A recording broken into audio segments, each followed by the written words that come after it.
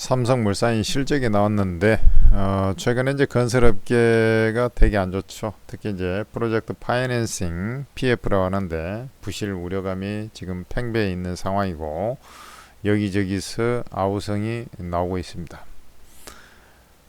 고금리 상태에서 투자들은 비싼 집을 사기가 좀 쉽지 않죠. 집을 살 때 현찰로 바로 사는 사람은 정말 드뭅니다. 그 확률이 그렇게 높지가 않아요. 10중 8구는 융자를 끼고 집을 사게 돼 있죠. 자동차도 마찬가지입니다. 자동차도 현찰로 하는 사람도 많습니다만 할부금융 이용하는 사람이 더 많습니다. 그러니까 그런 것들이 지금 고금리 상태에서 그 고금리 정도가 언제입니까? 우리로 따지면 한 2007년, 2008년, 요 시기죠. 버블 세븐 지역이 나오고 부동산 시장에 과열이 붙었던 그 시기 이후에 지금 금리 상태가 가장 높지 않습니까? 거의 뭐 15년, 20년 만에 가장 높은 수준 아니겠습니까? 미국도 마찬가지입니다. 그러니까 지금 주택, 그 중에서 이제 상가, 그 건설 부문에서 상가라든지 이런 쪽, 그 다음에 이제 오피스텔이라든지 이런 쪽. 왜냐하면 집은 그래도 실수요자가 어느 정도 조금 있으니까. 근데 이제 또 자동차도 뭐 비싼 자동차 좀 덜 팔릴 수밖에 없지 않습니까? 그래 전기차 시장이 안 되는 거 아니겠어요?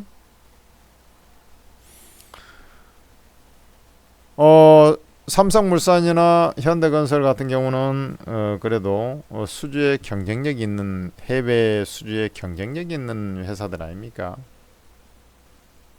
과거에 이제 토목 쪽에서 보면은 이제 동아건설 뭐 이런 것들이 이제 뭐 있었듯이 지금은 이제 해외 플랜트들 이런 거 수주에서 가장 일각에 있는 회사들이 현대건설, 삼성물산 아니에요. 그러니까 실적이 그래도 유지가 되는 겁니다.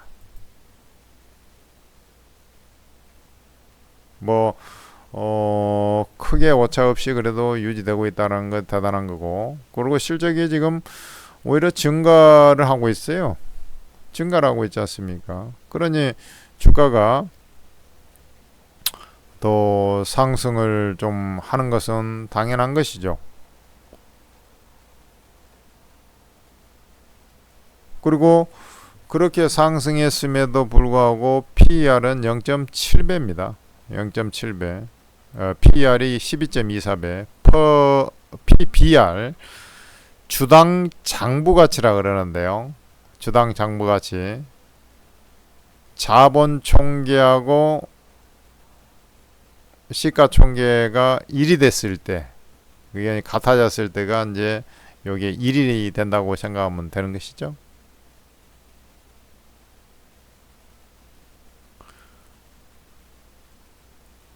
주당 장부 가격 대비 이제 주가 수준은 어떠냐? 주가가 1이 돼야 되는데 주당 장부 가격이 뭐 예를 들어서 만 원이다. 그러면 주가도 만 원이 돼야 1이 되는 거예요. 근데 1도 안 된다. 그래서 실적이 좋아지고 있는 회사가 0.72배다. 그러니까 이건 딱 나와 있는 겁니다. 우리나라 증시가 평균적으로 과거에도 한 10배 정도 내외에서 움직였고, 그 다음에 이게 이제 0.72배라는 것은 거꾸로 얘기하면 한 30%가 좀 안 되는 그런 상승 잠재력이 있구나라는 것이죠. 그런데 주당 장부 가격으로 봤을 때 얘기고, 원래 부동산 이런 건설회사들은 PBR이 낮습니다. 해당초에. 그죠? 과거에도 0.74배, 0. 그러니까 시장 과거의 평균치 정도 되는 거예요. 그러면 PER을 봐야 되는데 12.24배, 13.24배, 좋았던 시절에 13.24배, 12.24배. 요렇게 보니까 또 어떻습니까? 상승 여력이 그렇게 많아 보이지 않고 뭐 지금이 적정가 아닌가 이런 생각이 좀 들지 않습니까? 네. 저는 이렇게 봅니다. 그래도 좀 더 상승할 여력은 있다. 삼성전자에 대한 지분법 평가이익은 또 있고, 또 하나는 뭐냐면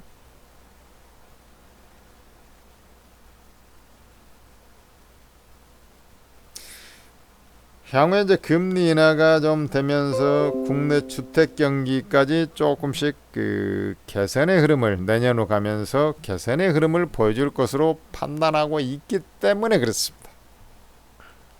그리고 전 세계적으로 이제 금리가 인하되면서 미래에 대한 투자를 하게 되면 해외 경기도 건설 경기도 조금씩은 개선 소지가 있기 때문에 그렇습니다. 그렇다면 이 회사는 밸류 프로그램 뭐 이런 혜택에 의해서 상승했음에도 불구하고 많지는 않지만 조금 더 상승할 여력은 있겠구나라고 이제 우리가 생각을 해볼 수가 있는 것이죠. 자, 그랬을 때 이 종목은 어떻게 잡아야 되느냐? 일단은 저는 이제 그때 막 쓸데없이 그 밸류 프로그램 갑자기 나오면서 이게 올라쳐서 그런데 일단 전고점까지 올라올 수 있는 종목이라고 판단을 하고 있습니다. 그리고 이게 이제 금리 인하가 되면서 이렇게 그 제가 말씀드렸죠. 국내 부동산 경기가 1차적으로 조금 숨통이 트이게 되면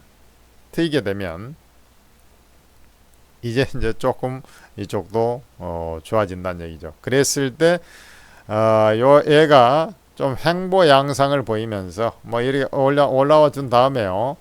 이런 이제 좀 위에서 또 이제 박스권을 좀 그려주면서 뭐 이렇게 돌파 후에 하든 뭐 어떤 형태가 나올 거 아닙니까? 그러면서 이제 올라친다라고 했을 때 이 종목은 20만 원 내까지 상승 여력이 있어 보입니다. 그것은 제가 왜 그러냐면 이 파동이 그렇습니다. 이게 이제 재료에 의한 상승이다 보니까 요 라인 있죠. 요 라인이 재료에 의한 상승이기 때문에 사실은 이제 조금 판단하기 어렵습니다만은 그전에도 이렇게 2단 계단식 상승을 해왔죠. 이번에도 마찬가지라고 보겠습니다. 그러니까 14만원까지 빠졌던 주가가 17만원까지 올라온다라고 했을 때 그거에 있어서 다시 올라치면 뭐 그냥 안 쉬고 올라가면 18만원 부근에 갔다가 이제 눌렸다가 어떤 형태가 나올 수가 있겠고요. 정상적인 흐름이라고 하면 17만원 전후에서 물량 소화하고 돌파한 다음에 물량 소화하고 움직이면 20만원까지 내다볼 수 있는 거예요. 그 이상 갈 수 있느냐? 그거 좀 만만치 않습니다. 그 이상 가는 것은 진짜로 이제 뜨거운 부동산 경기가 이제 진행이 돼야죠. 영끌 뭐 이런 식으로 또 막 한참 그런 형태가 있었지 않습니까? 그런 식으로 집 못 살까 봐서 안달복달이 나는 그런 상황이 되면 이제 더 갈 수가 있겠죠. 그래서 뭐 14만원 지지가 되면은 그냥 쭉 가지고 있다가 17만원 돌파 여부 체크하고 그거 돌파 후에 안착하면 20만원 부근까지 상승할 자리가 있다라는 것이죠. 그렇게 대응하면 됩니다.